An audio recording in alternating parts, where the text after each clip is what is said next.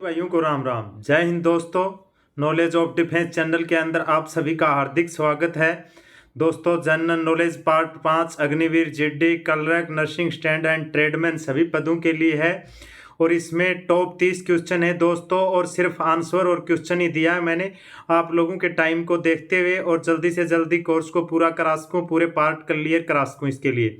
तो दोस्तों, पूरी वीडियो को बहुत ध्यान से देखना है, सारे इंपॉर्टेंट क्वेश्चन हैं और पूरे क्वेश्चनों को हम जल्दी जल्दी कर लेंगे।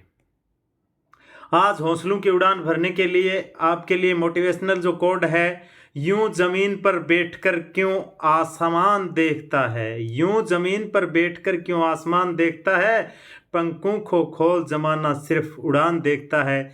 तो दोस्तों, आपको इस पक्षी की भांति अपने पंखों को खोलना है, अपने दिमाग का जो ज्ञान है उसको बांटना है और अपने दिमाग को पूरा खोल के हर चीज़ को सीखना है। तो अगर पूरी मेहनत से काम करोगे तो बड़ा आसानी से आप सफलता प्राप्त कर पाओगे। जैसे पक्षी आसानी से उड़ना सीख जाता है, उसी प्रकार आप भी आसानी से पूरे कोर्स को, पूरे सिलेबस को आराम से पूरा कर लोगे और एक जो मंजिल है आपको ज़रूर मिल जाएगी। पहला क्वेश्चन आपके लिए है, क्षेत्रफल की दृष्टि से भारत का सबसे बड़ा राज्य क्या है। क्षेत्रफल की दृष्टि से सबसे बड़ा राज्य है दोस्तों राजस्थान है। नेक्स्ट क्वेश्चन की बात कर लेते हैं, प्रथम बौद्ध संगति कब, कहाँ और किसके शासनकाल में हुई थी।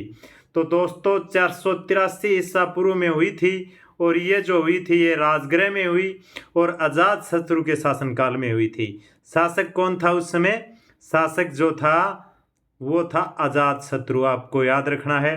तो एक ही क्वेश्चन के अंदर मैंने 3 क्वेश्चन बता दिए हैं, स्टार लगा लेना है आपको। सारे के सारे क्वेश्चन बहुत ही इंपॉर्टेंट हैं। जैन धर्म के 24वें अंतिम तीर्थकर महावीर जैन की मृत्यु किस नगर में हुई थी। तो दोस्तों, इस प्रश्न का राइट आंसर जो है वो पावापुरी बिहार में है। नेक्स्ट क्वेश्चन, स्वतंत्र भारत के अंतिम गवर्नर जनरल कौन थे।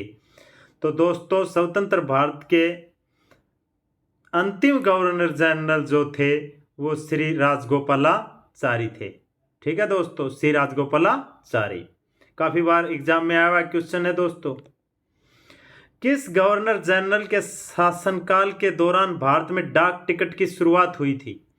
प्रश्न है, यानी कि डाक टिकट की जो शुरुआत है वो किस गवर्नर जनरल के टाइम में हुई थी। तो लॉर्ड डलहौजी के टाइम में हुई थी। और दोस्तों, आपको याद रखना है, लॉर्ड डलहौजी वही हैं जो गोद निषेध प्रथा भी लागू करते हैं। गोद निषेध प्रथा पर निषेध करते हैं, यानी कि गोद निषेध प्रथा लगाकर, या राज्य हड़प नीति भी जो थी इन्हीं की थी। तो ये सब याद रखना है, गोद निषेध प्रथा, राज्य हड़प नीति और डाक टिकट, ये सब लॉर्ड डलहौजी के टाइम में हुआ।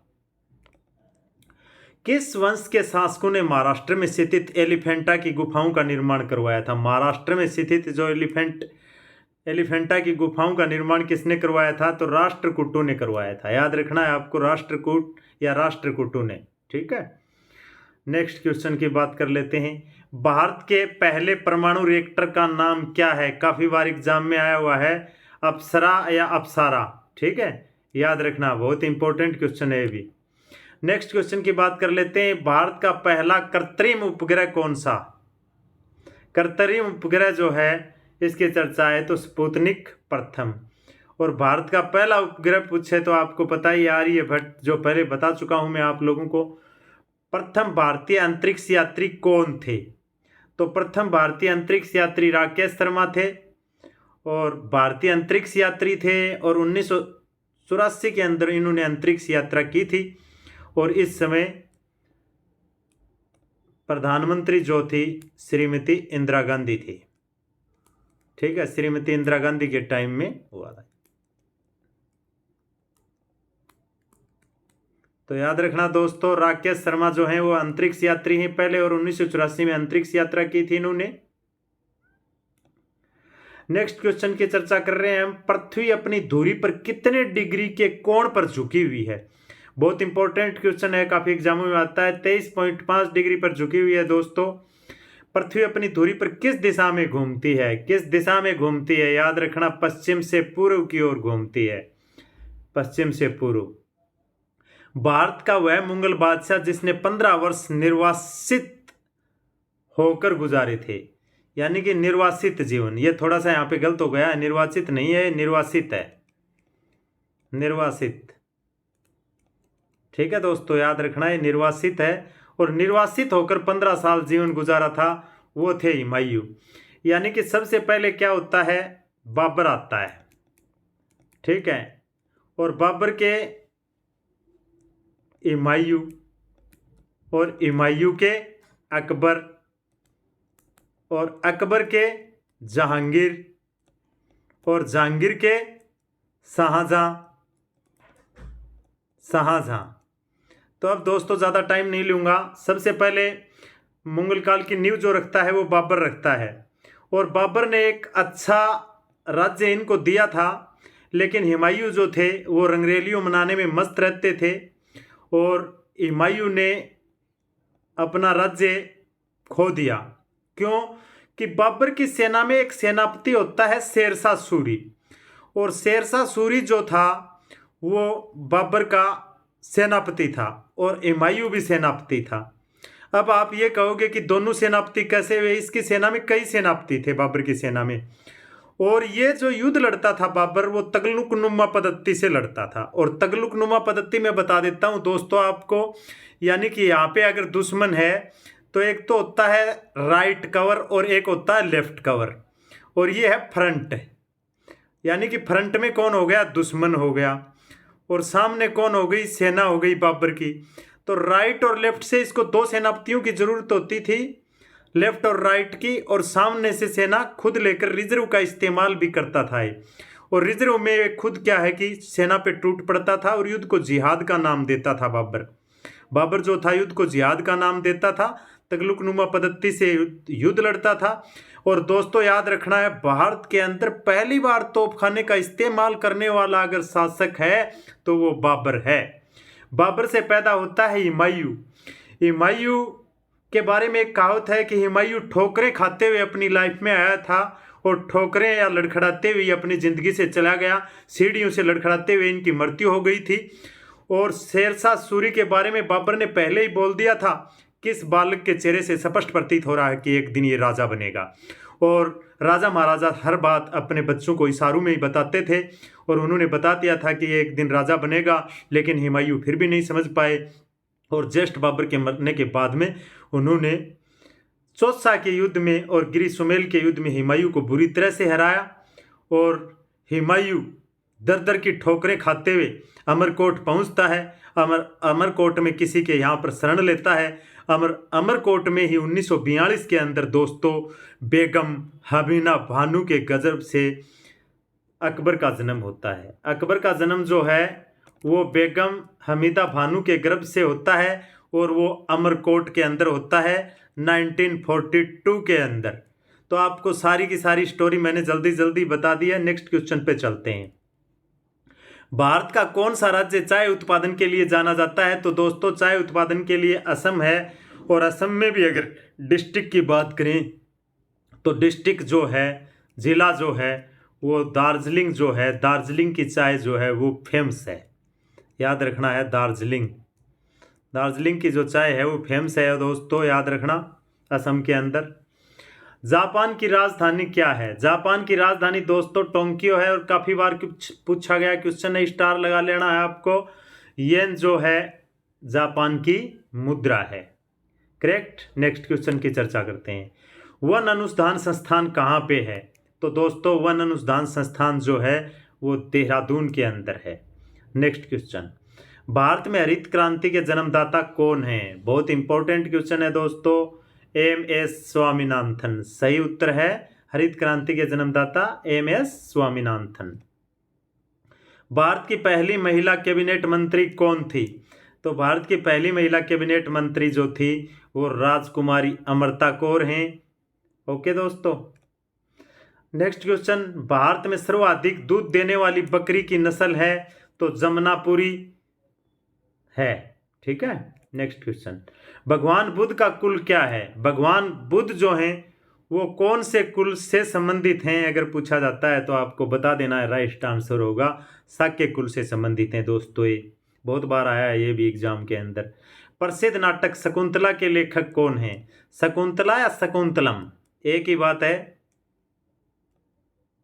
शकुंतलम, ठीक है, शकुंतलम। और एक है मेघदूत, क्या है? मेघदूत। इन सभी के, मेघदूत और शकुंतलम दोनों के जो रचयिता हैं वो महाकवि कालिदास हैं, ठीक है दोस्तों। और संस्कृत भाषा के प्रसिद्ध कवि रहे हैं।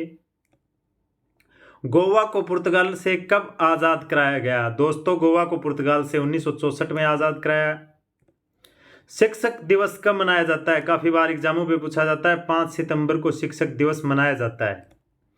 भारत आने वाले सागरीय मार्ग खोज किसने की थी? भारत आने वाले सागरीय मार्ग की खोज किसने की थी? ये कह रहा है वास्को डी गामा ने की थी, करेक्ट। नेक्स्ट क्वेश्चन, मेरे सपनों का Bharat, India of my dreams पुस्तक किसने लिखी है? तो दोस्तों काफ़ी बार एग्जाम में आती है मेरे सपनों का Bharat, India of my dreams पुस्तक के लेखक हैं महात्मा गांधी। और महात्मा गांधी द्वारा मैं अन्य पुस्तकें बताता हूं दोस्तों, स्टार लगा लेना है सभी को। हर पुस्तक का नाम आपको याद रखना है। सत्य के प्रयोग इनकी आत्मकथा है खुद की, और हिंद स्वराज भी इन्होंने लिखी है, और ग्राम स्वराज भी इन्होंने लिखी है।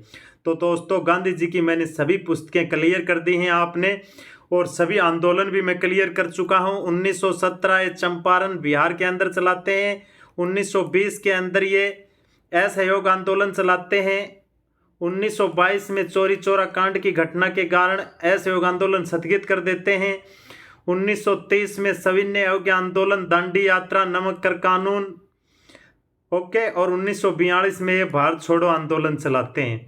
तो गांधी जी से संबंधित टॉपिक आपका लगभग क्लियर हो चुका है दोस्तों। अगर गांधी जी पे क्वेश्चन आता है तो आप बहुत बड़ी गलती करोगे अगर गलत कर दोगे तो। नेक्स्ट क्वेश्चन, महाभारत किसने लिखा है? तो महाभारत जो है वो महर्षि वेदव्यास जी ने लिखा है। कादम्बरी पुस्तक कौन सी भाषा में लिखी गई है? तो दोस्तों संस्कृत के अंदर लिखी गई है कादम्बरी पुस्तक। और कादम्बरी जो पुस्तक है ये बाण भट्ट ने लिखी है, आपको याद रखना है, बाण भट्ट,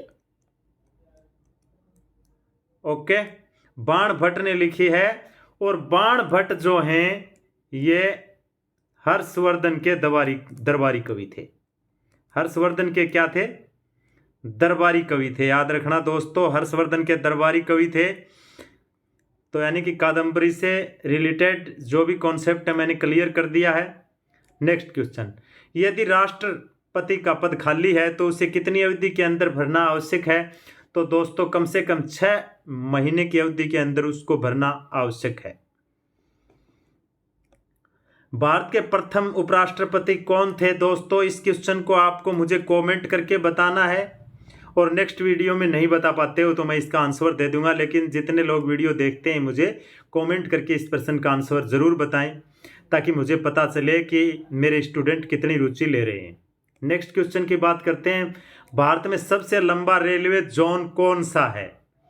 तो दोस्तों अगर भारत में सबसे लंबा रेलवे जोन पूछा जाता है तो उत्तरी रेलवे है, नॉर्थ रेलवे।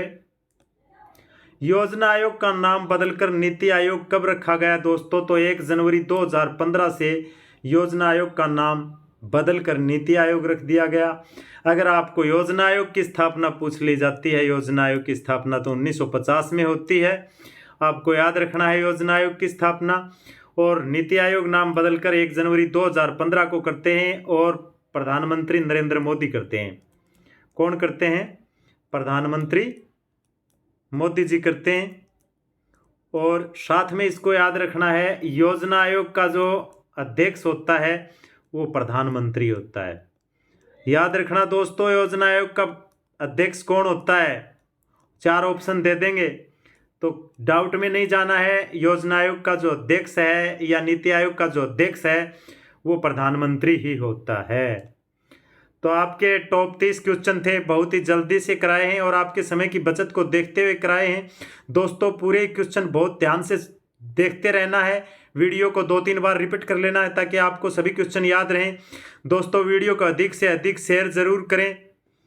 तब तक के लिए धन्यवाद। नेक्स्ट वीडियो में आते हैं दोस्तों। जय हिंद।